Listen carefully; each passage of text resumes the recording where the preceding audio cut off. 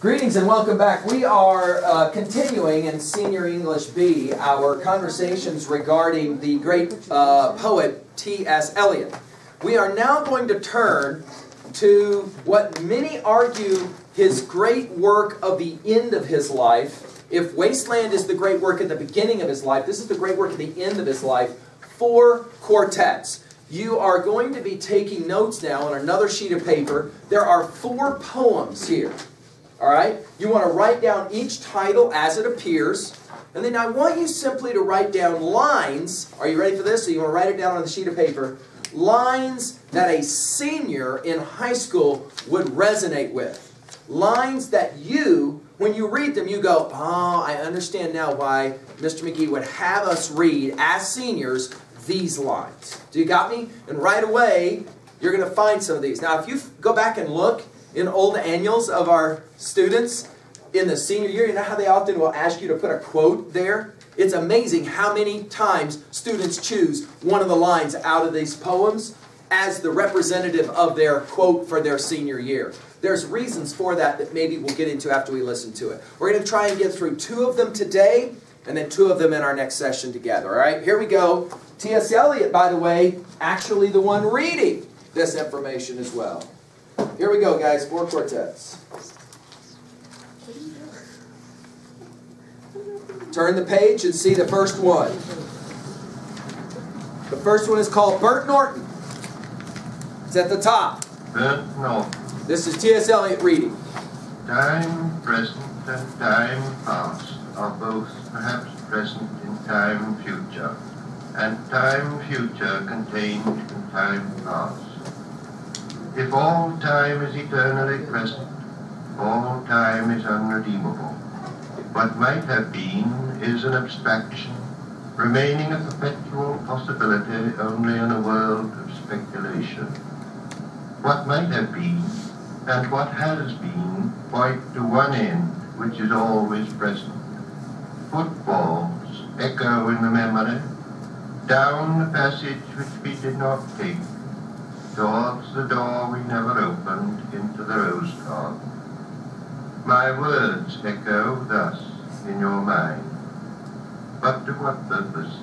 Disturbing the dust on a bowl of rose leaves, I do not know.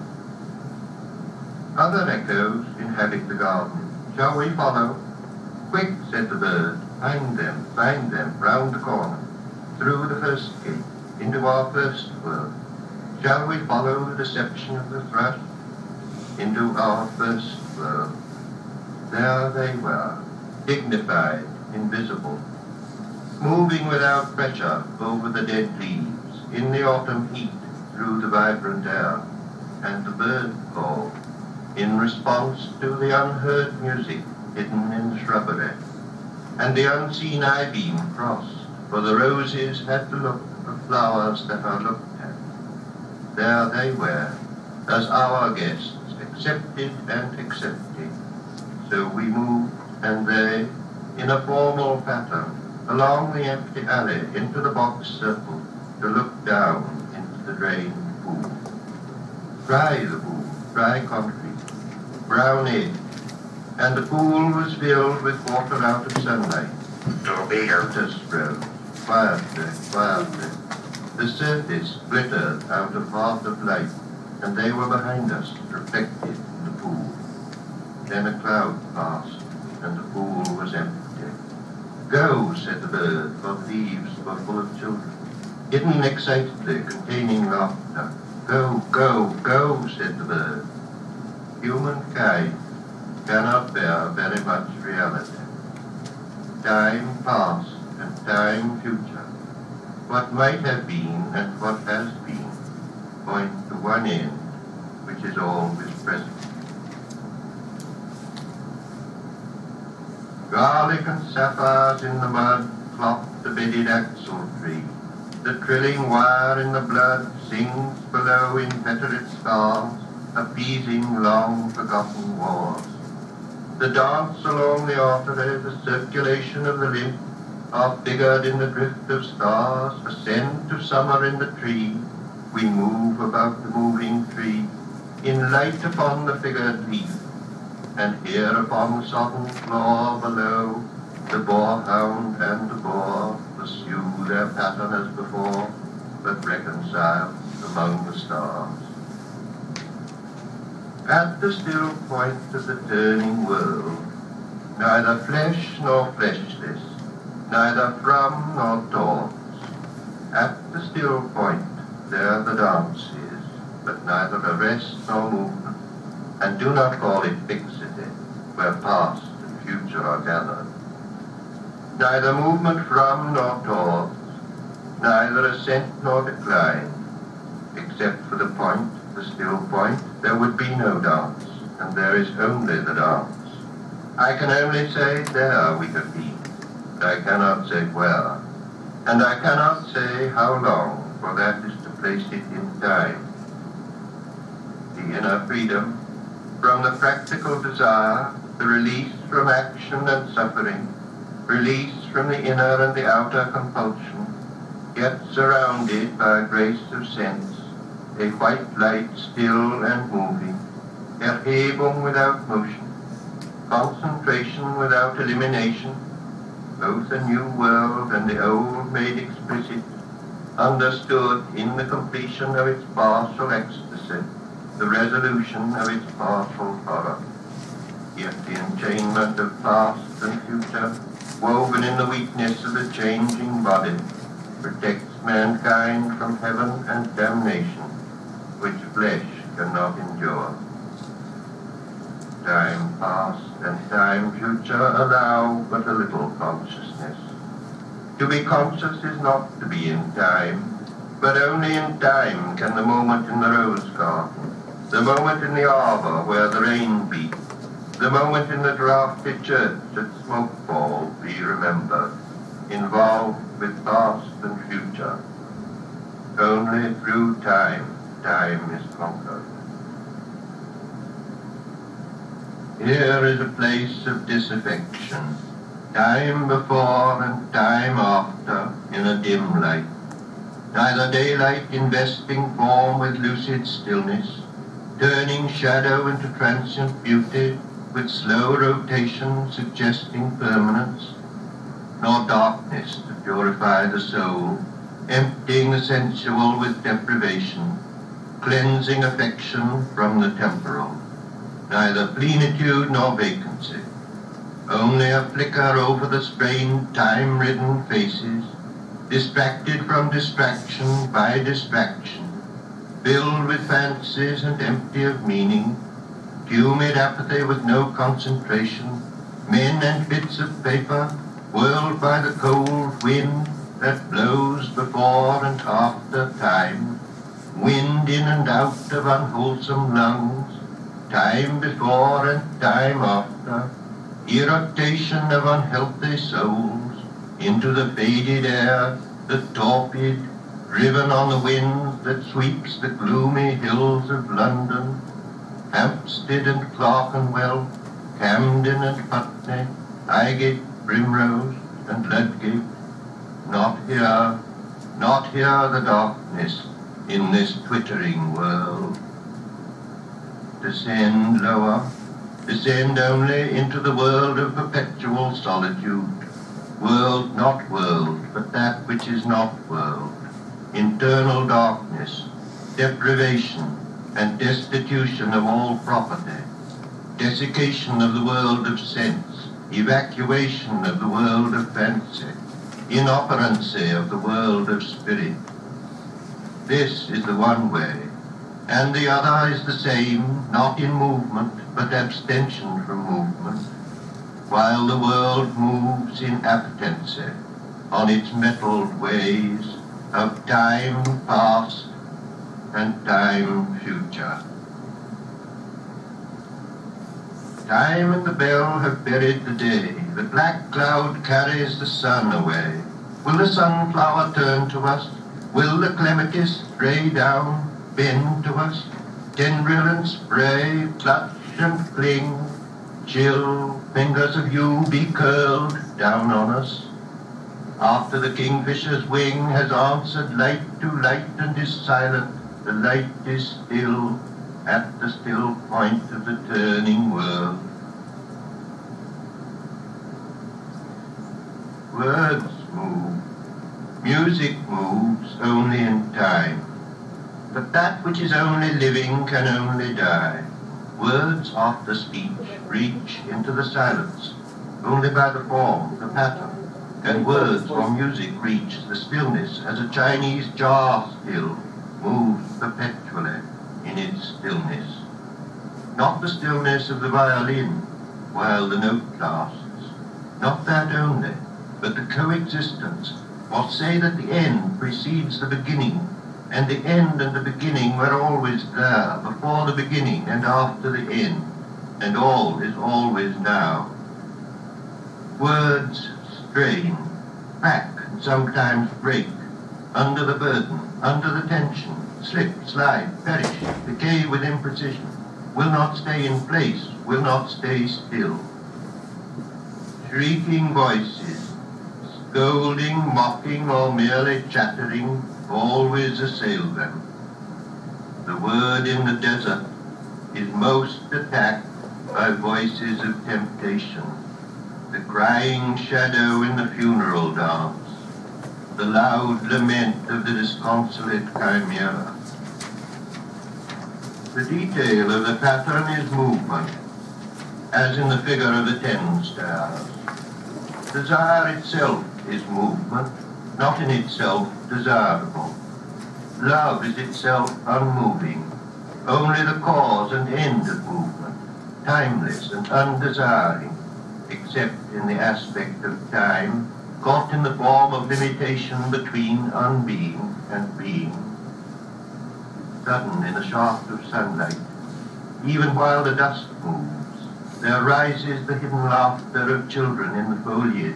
Quick now, here, now, always. Ridiculous to waste sad time, stretching before and after.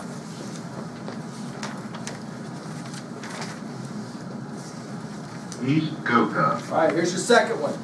In my beginning is my end. In succession, houses rise and fall, crumble, are extended, are removed, destroyed, restored, or in their place is an open field or a factory or a bypass. Old stone to new building, old timber to new fires, old fires to ashes, and ashes to the earth, which is already flesh, fur, and feces, bone of man and beast, corn stalk and leaf. Houses live and die. There is a time for building, and a time for living and for generation, and a time for the wind to break the loosened pane, and to shake the wainscot where the field mouse drops, and to shake the tattered arras woven with a silent motto. In my beginning is my end. Now the light falls across the open field, leaving the deep lane shuttered with branches, dark in the afternoon, where you lean against a bank while a van passes, and the deep lane insists on the direction into the village, in the electric heat hypnotized. In a warm haze the sultry light is absorbed, not refracted by grey stone. The dahlias sleep in the empty silence, wait for the early owl. In that open field, if you do not come too close, if you do not come too close, on a summer midnight you can hear the music of the weak pipe and the little drum, and see them dancing around the bonfire, the association of man and woman in dancing, signifying matrimony, a dignified and commodious sacrament.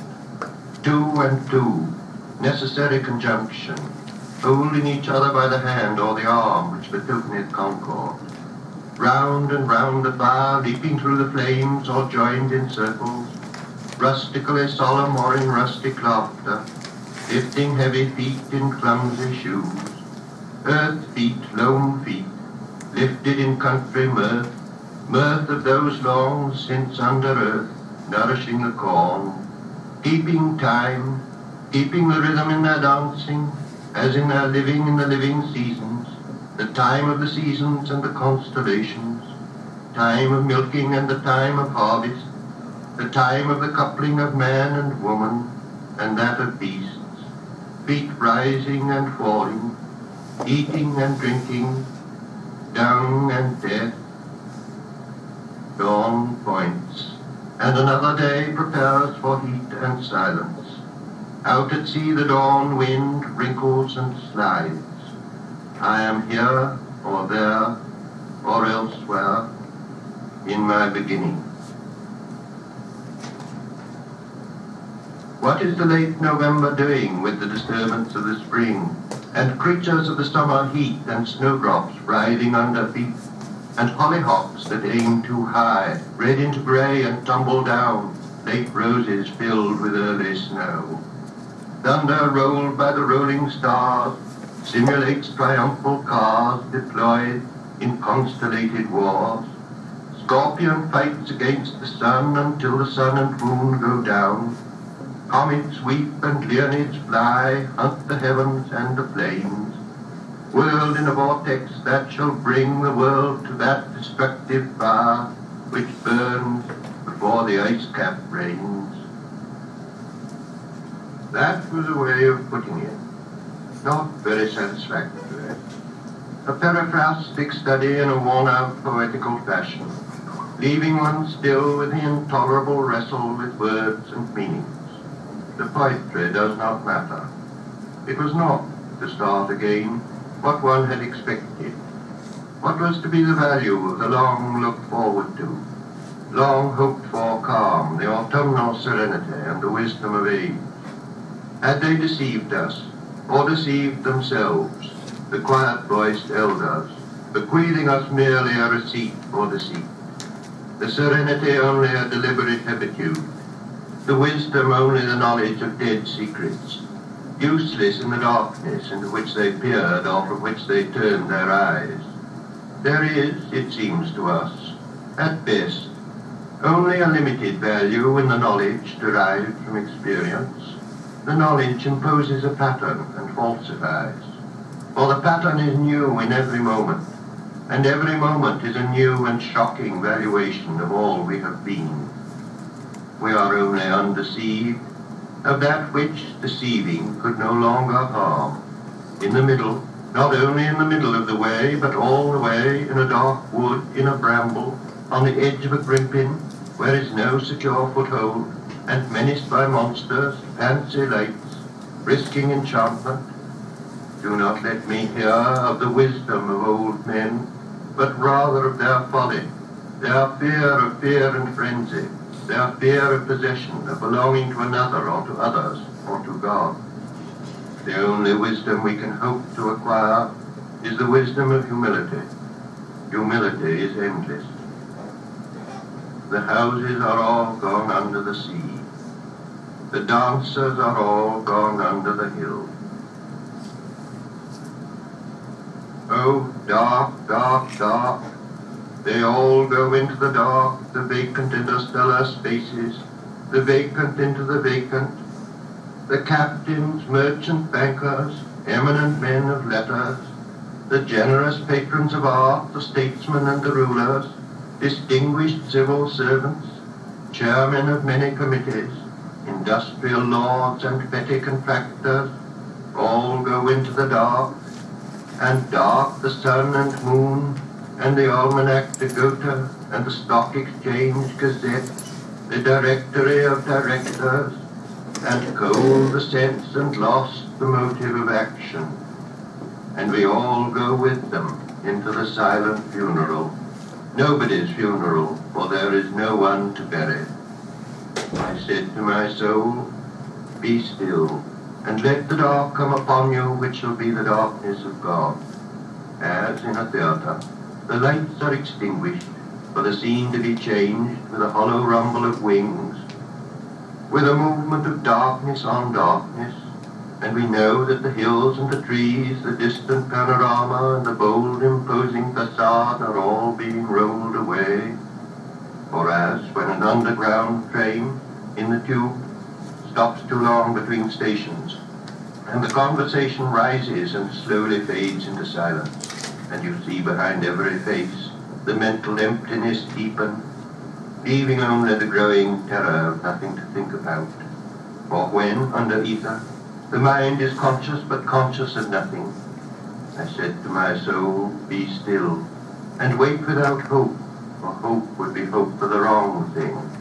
Wait without love, for love would be love of the wrong thing. There is yet faith, but the faith and the love and the hope are all in the waiting. Wait without thought, for you are not ready for thought. So the darkness shall be the light and the stillness the dancing. Whisper of running streams and winter lightning, the wild time unseen and the wild strawberry, the laughter in the garden, echoed ecstasy, not lost, but requiring, pointing to the agony of death and birth. You say I am repeating something I have said before. I shall say it again. Shall I say it again? In order to arrive there? To arrive where you are, to get from where you are not, you must go by a way wherein there is no ecstasy. In order to arrive at what you do not know, you must go by a way which is the way of ignorance. In order to possess what you do not possess, you must go by the way of dispossession. In order to arrive at what you are not, you must go through the way in which you are not. And what you do not know is the only thing you know, and what you own is what you do not own, and where you are is where you are not. The wounded surgeon plies the steel that questions the distempered part. Beneath the bleeding hands we feel the sharp compassion of the healer's art, resolving the enigma of the fever charm. Our only health is a disease if we obey the dying nurse, whose constant care is not to please but to remind of our and Adam's curse, and that to be restored our sickness must grow worse. The whole earth is our hospital, endowed by the ruined millionaire, wherein, if we do well, we shall die of the absolute paternal care that will not leave us, but prevents us everywhere. The chill ascends from feet to knees, the fever sings in mental wires. If to be warm, then I must freeze and quake in frigid purgatorial fires, of which the flame is roses and the smoke is briars. The dripping blood, our only drink, the bloody flesh, our only food, in spite of which we like to think that we are sound, substantial flesh and blood. Again, in spite of that, we call this Friday good.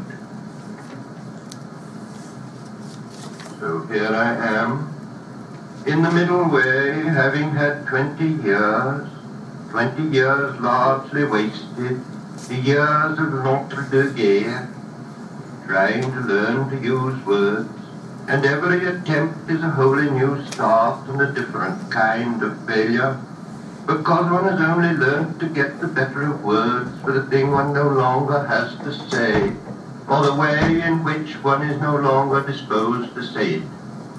And so each venture is a new beginning, a raid on the inarticulate with shabby equipment always deteriorating, in the general mess of imprecision of feeling, undisciplined squads of emotion, and what there is to conquer by strength and submission has already been discovered once or twice or several times by men whom one cannot hope to emulate, but there is no competition. There is only the fight to recover what has been lost and found and lost again and again, and now, under conditions that seem unpropitious, but perhaps neither gain nor loss. For us, there is only the trying. The rest is not our business. Home is where one starts from.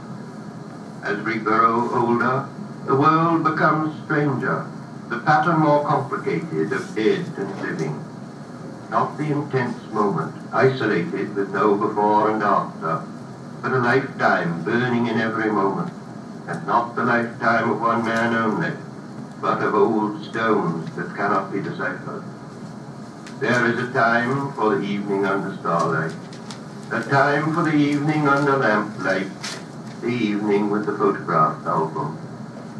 Love is most nearly itself when here and now cease to matter. Old men ought to be explorers. Here and there does not matter. We must be still and still moving into another intensity, for a further union, a deeper communion, through the dark, cold, and empty desolation, the wave cry, the wind cry, the vast waters of the petrel and the porpoise. In my end is my beginning.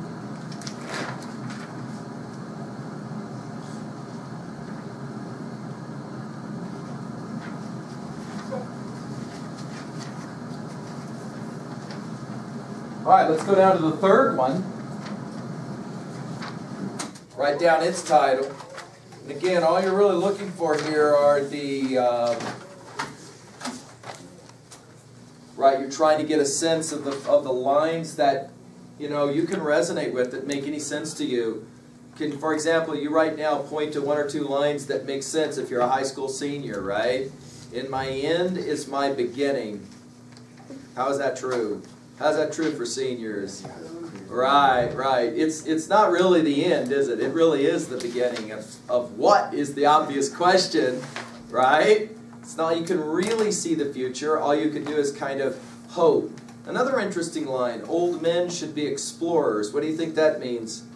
As most people age, they have a tendency to do what? Yeah, kind of become sedentary, right? Old men should be explorers suggests what about what you should do as you age?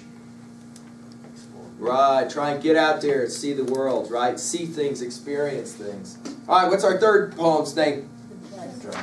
Dry Salvages is the way we say this one, all right? We'll have to cut this one off here, though, in a few minutes, right? But this will give us time in our last session, okay? Some argue this is the strongest of the three poems. The Dry Salvages. I do not know much about gods, but I think that the river is a strong brown god, sullen, untamed, and intractable, patient to some degree, at first recognized as a frontier, useful, untrustworthy as a conveyor of commerce, then only a problem confronting the builder of bridges.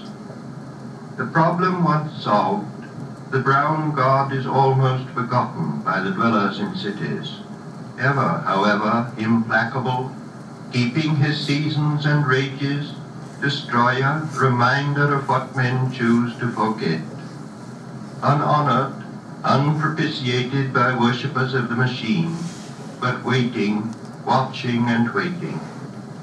His rhythm was present in the nursery bedroom, in the rank ailanthus of the April dooryard, in the smell of grapes on the autumn table, and the evening circle in the winter gaslight. The river is within us, the sea is all about us.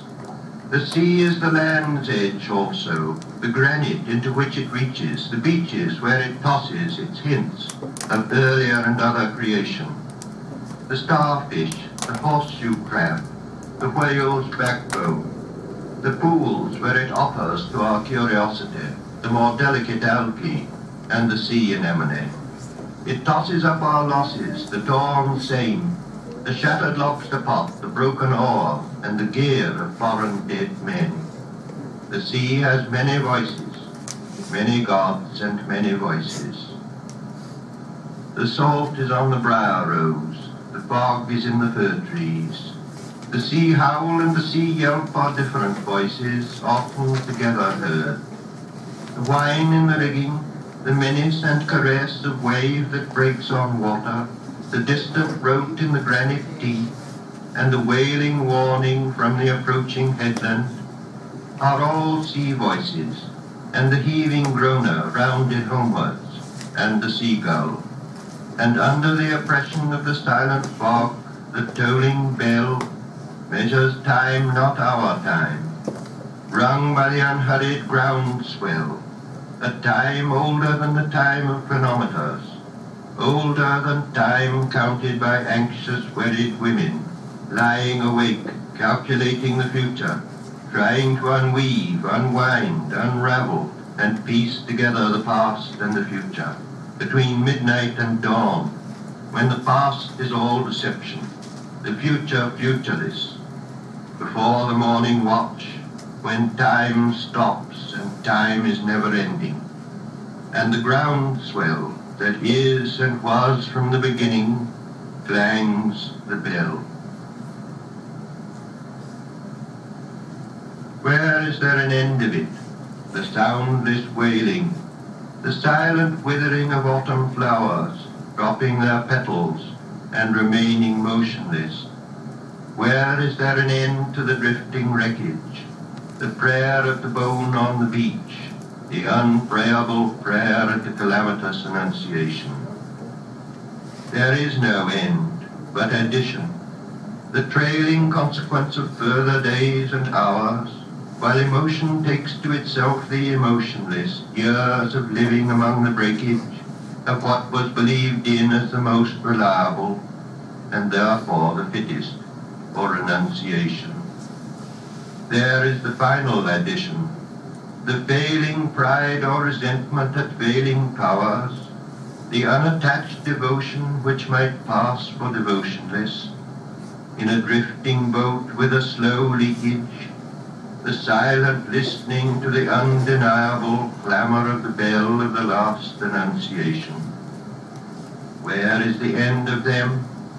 The fisherman sailing into the wind's tail, where the fog covers, cannot think of a time that is oceanless, or of an ocean not littered with wastage, or of a future that is not liable like the past to have no destination. We have to think of them as forever bailing, setting and falling while the northeast flowers, over shallow banks unchanging and erosionless, or drawing their money, drying sails at dockage, not as making a trip that will be unpayable, or a haul that will not bear examination. There is no end of it, the voiceless wailing, no end to the withering of withered flowers, to the movement of pain that is painless and motionless, to the drift of the sea and the drifting wreckage, the bone's prayer to death its God. Only the hardly, barely prayable prayer of the one Annunciation. It seems, as one becomes older, that the past has another pattern, and ceases to be a mere sequence, or even development, the latter a partial fallacy, encouraged by superficial notions of evolution, which becomes, in the popular mind, a means of disowning the past. The moments of happiness, not the sense of well-being, fruition, fulfillment, security or affection, or even a very good dinner, but the sudden illumination. We had the experience but missed the meaning, and approach to the meaning restores the experience in a different form, beyond any meaning we can assign to happiness. I have said before that the past experience revived in the meaning is not the experience of one life only, but of many generations. Not forgetting something that is probably quite ineffable, the backward look behind the assurance of recorded history, the backward half-look over the shoulder toward the primitive terror.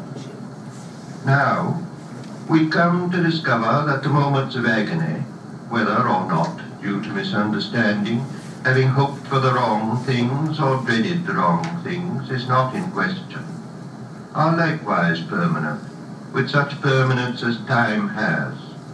We appreciate this better in the agony of others nearly experienced, involving ourselves, than in our own. For our own past is covered by the currents of action, but the torment of others remains an experience unqualified, unworn by subsequent attrition. People change and smile, but the agony abides. Time the destroyer is time the preserver, like the river with its cargo of dead Negroes, cows and chicken coops, the bitter apple and the bite in the apple, and the ragged rock in the restless waters, waves wash over it, bogs conceal it. On a halcyon day, it is merely a monument. In navigable weather, it is always a sea mark to lay a corpse by. But in the sombre season or the sudden fury is what it always was. I sometimes wonder if that is what Krishna meant, among other things, or one way of putting the same thing, that the future is a faded song, a royal rose or a lavender spray of wistful regret for those who are not yet here to regret, pressed between yellow leaves of a book that has never been opened. And the way up is the way down, the way forward is the way back. You cannot face it steadily, but this thing is sure, that time is no healer. The patient is no longer here. When the train starts, and the passengers are settled to fruit periodicals and business letters, and those who saw them off have left the platform, their faces relaxed from grief into relief, to the sleepy rhythm of 100 hours. Bear forward, travellers, not escaping from the past into different lives or into any future. You are not the same people who left that station or who will arrive at any terminus, while the narrowing rails slide together behind you. And on the deck of the drumming liner, watching the furrow that widens behind you, you shall not think the past is finished, or the future is before us. At nightfall, in the rigging and the aerial, is a voice descanting, though not to the ear the murmuring shell of time, and not in any language. Bear forward, you who think that you are voyaging. You are not those who saw the harbour receding, or those who will disembark. Here between the hither and the farther shore, while time is withdrawn, consider the future and the past with an equal mind. At the moment which is not of action or inaction, you can receive this.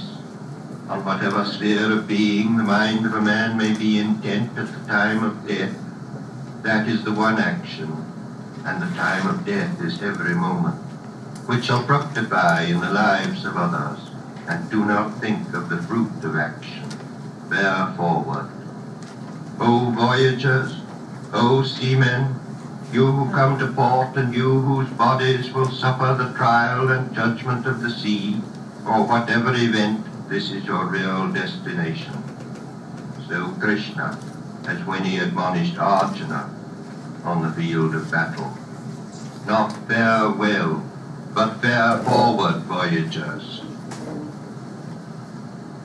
Bear forward, Lady, voyagers. whose shrine stands on the promontory, pray for all those who are in ships, those whose business has to do with fish, and those concerned with every lawful traffic, and those who conduct them.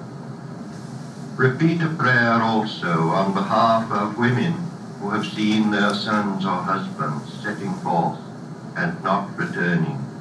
Filia del tuo figlio, Queen of Heaven. Also pray for those who were in ships and ended their voyage on the sand, in the sea's lips, or in the dark throat which will not reject them, or wherever cannot reach them the sound of the sea bells, perpetual Angelus. To communicate with Mars, converse with spirits, to report the behavior of the sea monster, describe the horoscope, haruspicate or scry, observe disease in signatures, evoke biography from the wrinkles of the palm and tragedy from fingers, release omens by sortilege or tea leaves, riddle the inevitable with playing cards, fiddle with pentagrams or barbituric acids, or dissect the recurrent image into preconscious terrors, to explore the womb or tomb or dreams.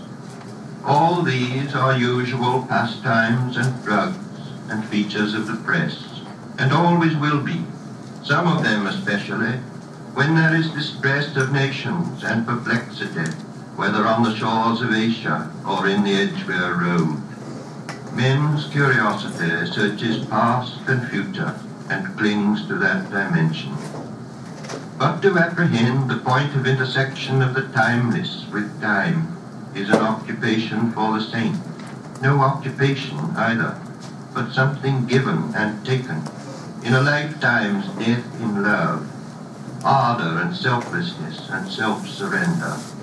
For most of us, there is only the unattended moment, the moment in and out of time, the distraction bit, lost in a shaft of sunlight, the wild time unseen, or the winter lightning, or the waterfall, or music heard so deeply that it is not heard at all, but you are the music while the music lasts. These are only hints and guesses, hints followed by guesses, and the rest is prayer, observance, discipline, thought, and action. The hint half guessed, the gift half understood, is incarnation. Here the impossible union of spheres of existence is actual. Here the past and future are conquered and reconciled.